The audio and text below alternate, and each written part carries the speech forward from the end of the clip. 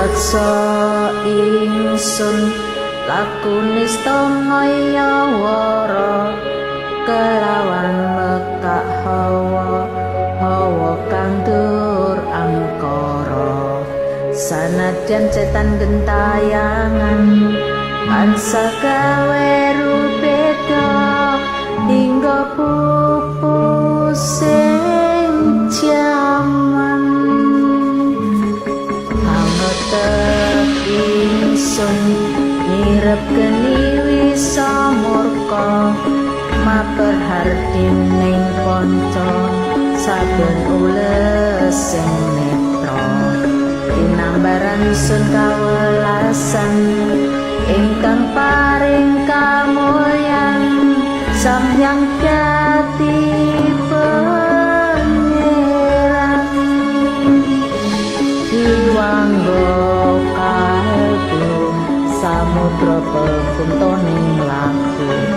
tumuju dhateng Gusti sadang amuga dumati manggaling kawula Gusti tetap ati bakal guna mukti ingsun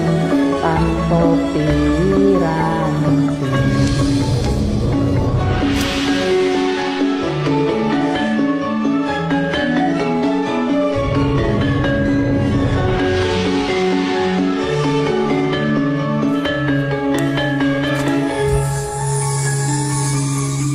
Sumebyar ing sukma madu sarining perwita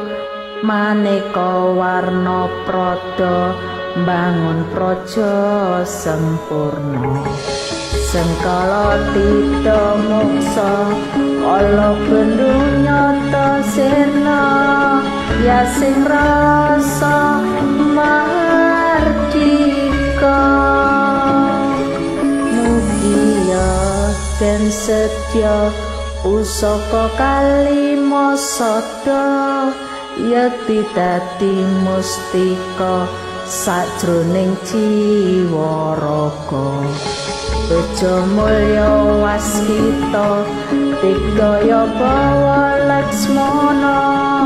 biar manjing sigra ampun seputo tan kena bisa angelo gagah bunga sumringah dadar ing wayah-wayah satriya tata sembrata wiratama katon sewu kartika kedaman wahyu kala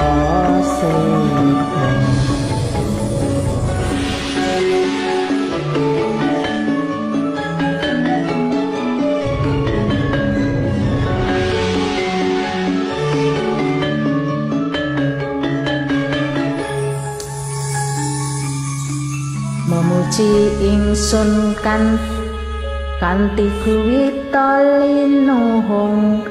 segara kandha arum suhrep dupa kumelung tinulah niat ingsun angidung sabda kang luhur ditahing sang hyang agung besing tresno tanda luhing netra rasa rasaning ati kadya tirta kang suci kaswira raja pamantra kondang dadi pepadang balilahing syang hyang wenang nawat-wata tali santika bahwana prasida sindikara ing sasana asmara laya Sri Randha Kala Seba Uni Suda